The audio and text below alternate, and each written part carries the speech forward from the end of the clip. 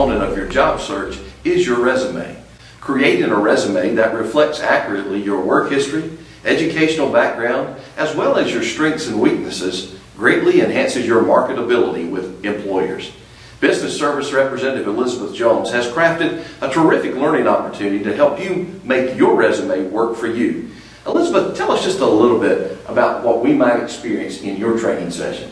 Well, just as how you wouldn't wear everything in your closet or wear the same thing to every event that you go to, you don't want to have the same resume that you send out to every employer. So we're going to look at really tailoring that resume to capture the attention of the reader. We're also going to look at some things not to do, such as, again, using that one resume for everything that you're doing, and a couple of other tricks as well. It sounds like it's going to be a lot of fun. Let's go take a look at your workshop entitled Tailoring Your Resume to Work for You. Today we're going to talk about tailoring your resume to work for you. Think about the last time that you went to an event. The first thing you did before you left the house was decide what you were going to wear. You tailored your outfit to match the event that you go to, correct? So why don't we do the same for our resumes?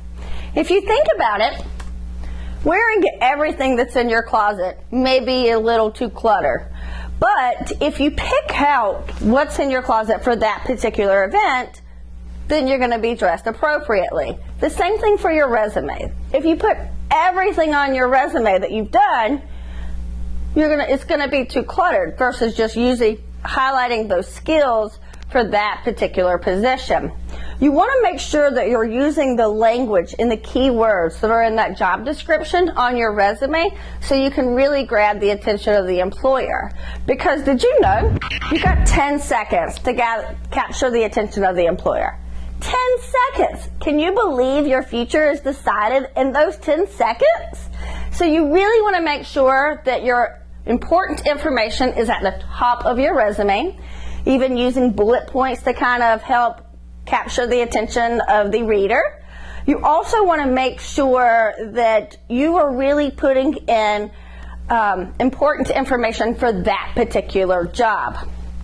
Again, we don't want to overcrowd. We don't want to put everything that we've done on our resume. We only want to highlight the important things that are on our resume, because your resume should be one page, 10 seconds, one page.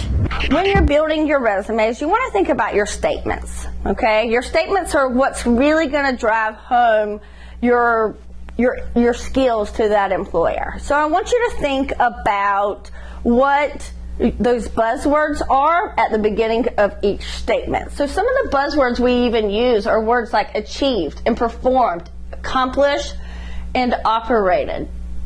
So those are some action words, also known as buzzwords, that's really going to grab the attention of the employer. You also want to pull some of the information from the job description without copying and pasting and tailoring it with those buzzwords to really match you to that particular job. Are you ready? You want to make sure your resume is error-free and has a professional look. Maybe have someone else look over your resume to see look for mistakes or errors. Are there any grammatical errors or formatting issues?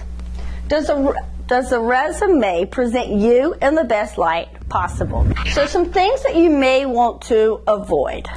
We definitely do not want to list our references on our resume, but we do want to have them available for the employer when they ask.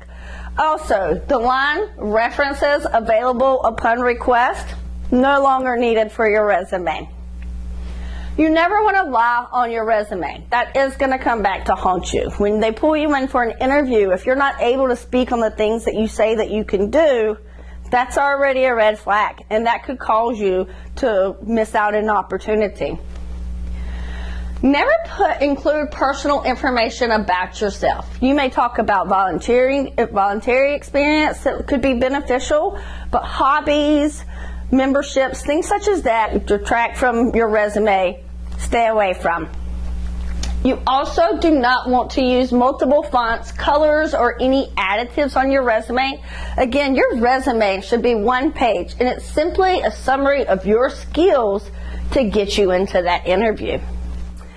So those are some of my tips and tricks for how to build a strong resume. Remember, always double check your resume before you send it out, just as you always check yourself before you send yourself out.